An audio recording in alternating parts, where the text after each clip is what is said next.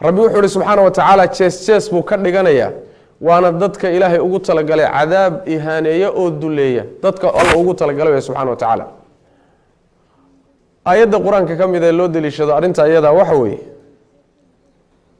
ayada rabbi uu yiri subhanahu wa ta'ala wa minan nasi man yashtari lahwa alhadith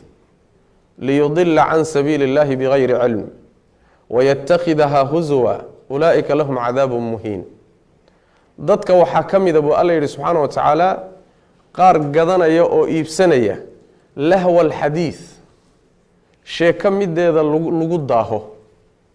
sheeka mideeda la isku mashquuliyo waqtiga la isku dhaafiyo ma weela ah waxa kuwa iibsanaya ayaa kamid ah Allah yiri subhanahu wa ta'ala muxuu iibsanaya iibsiga waxa laga wadaa bimaana uu dooranaya wuu bedel qaadanaya wixii kale uu dhaafsanaya iyadoo dooranaya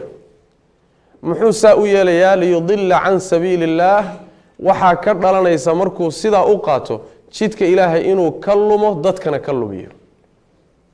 liyudilla an sabilillah laamul aaqiba la yiraahdaan culimadu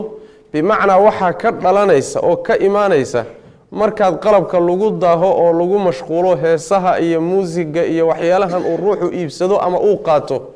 natiijada ka iimaanaysa waxa weeyaan liyudilla an sabilillah inuu jidka ilaahay ka lumiyo dadka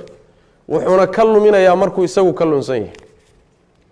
waxa kale oo rabbi dabadhiga subhanahu wa ta'ala bighayri ilmin garashalaan aqooni ma jirto garashana ma jirto hadii uu garanayo waxan uu qaatay iyo heesahan iyo muusigan iyo waxan dhibka ku jira haduu garashadeeda leeyahay ma uusan sameeyeenba laakiin waxa ka qarsoon madarada yani dararka iyo dhibka ku jira ee ruuxa diintiisa ay u geysanayaan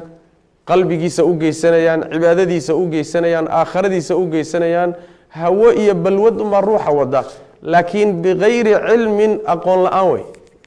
dambi walbana marka la galayo ruuxa aqoontii baa ka maqano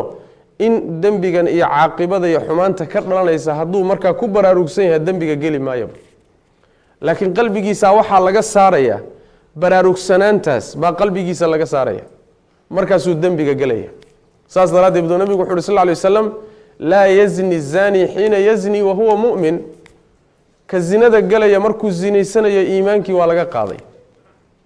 midka waxadaya markuu waxadayo iimaankii waa laga qaaday midka waxboobaya markuu waxboobayo iimaankii waa laga qaaday wabitaali midkana garashadii iyo iimaankiiba waa ka maqan yahay markuu macaasida noocaas oo kala dabaalanay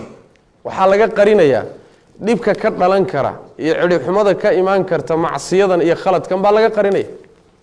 rabbi wuxuu subhanahu wa ta'ala jees buu ka dhiganaya waana dadka ilaahay ugu talagalay cadaab ihaaneeyo oo duleeya dadka Allah ugu talagalay subhanahu wa ta'ala wayattakhidha huzwan lahu alhadithka waxyaalahaas lagu daaho buu jees ciyaar ka dhiganaya wuxuu ku ciyaaro ayuu ka dhiganaya cadaab ihaaneeyo oo duleeya ay dadkaasi leeyihiin ayuu Allah yiri subhanahu wa ta'ala